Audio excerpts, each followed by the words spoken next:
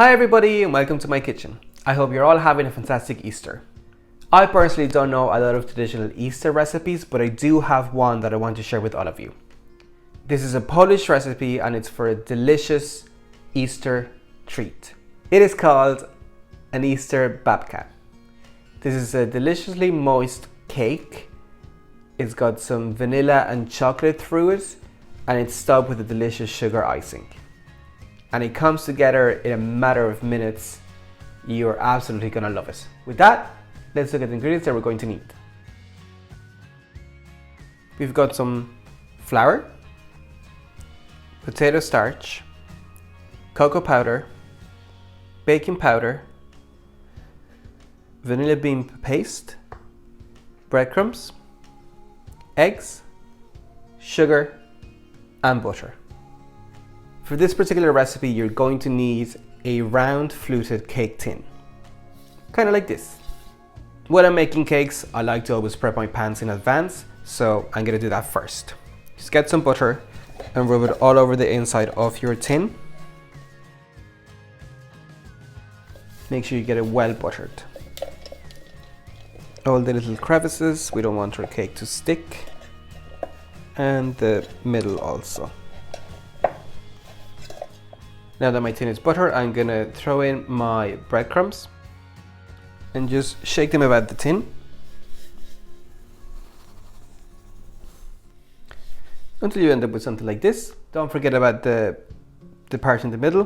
So you just grab some with your hands and just put it on top. Because we buttered our tin very well, there should be no issue for the breadcrumbs to stick, and they will really help to release the cake once it comes out of the oven. Alright, and then you can get rid of the excess and we can continue with the recipe. Next, I'm gonna melt my butter in the microwave in 5 to 10 second intervals and then let it come to room temperature. Next, I'm gonna mix in my dry ingredients. I'm also gonna put them through a sieve. I've got my flour, potato starch, and baking powder.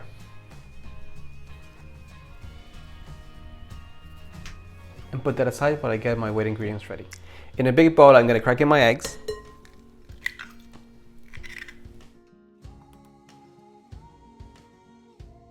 And 4. And I'm going to add in my sugar. Now using my electric whisk, I'm going to mix together my eggs and my sugar until they become white and kind of fluffy. Start at a low speed and then you can speed it up once it starts coming together.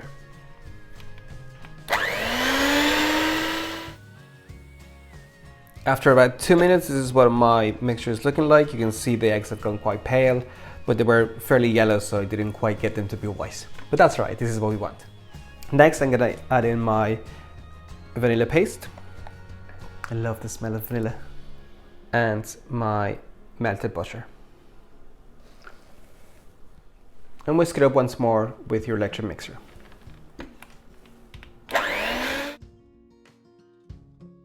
Finally, I'm gonna add my dry ingredients into my wet, but I'm gonna start the mixing process by hand, because if I go in straight away with the electric mixer, flour is gonna fly everywhere. I don't wanna make a mess.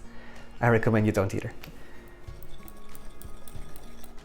I'm just going in there and mixing.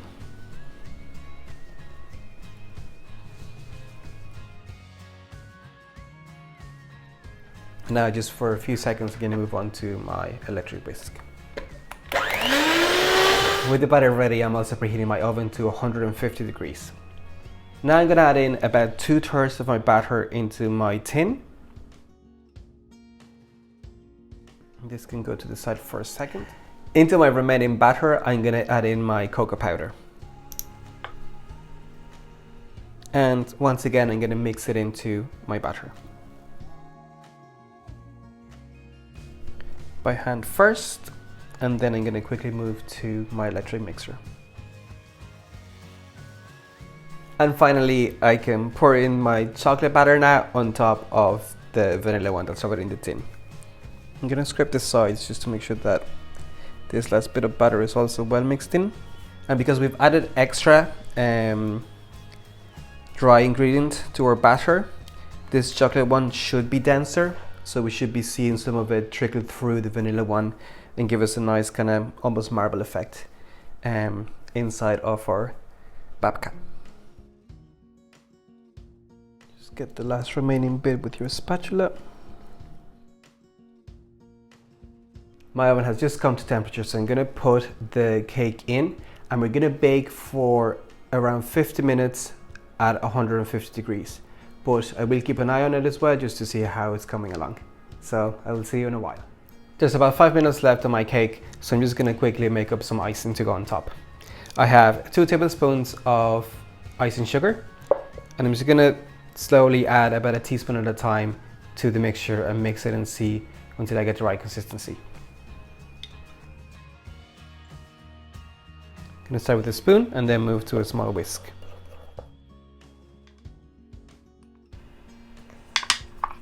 I think this consistency should be good for me. My timer just went off. Let's check on our cake. Here it is. It's risen a lot and it's nice and spongy. I'm going to taste it with a cake tester to make sure that it's completely done.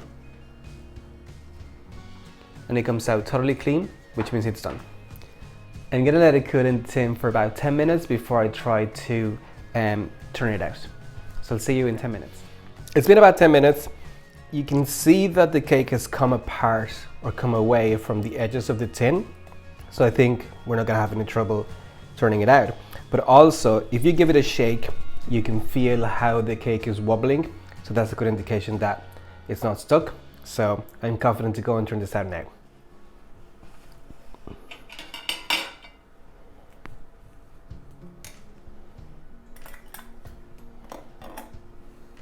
Say a little prayer to the baking gods. 1, 2, 3.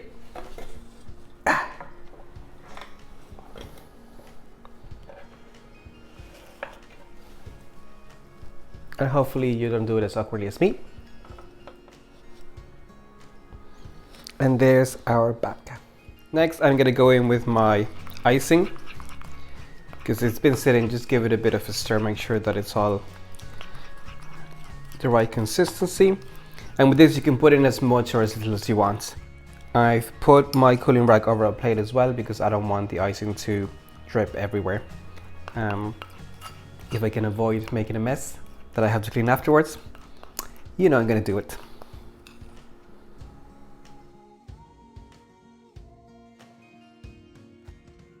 And that's it. We're just gonna let it cool completely and then we can cut into it and give it a taste. My cake is now cooled. I can already tell how super spongy it is, so it's gonna be fantastic. I'm gonna cut out a slice.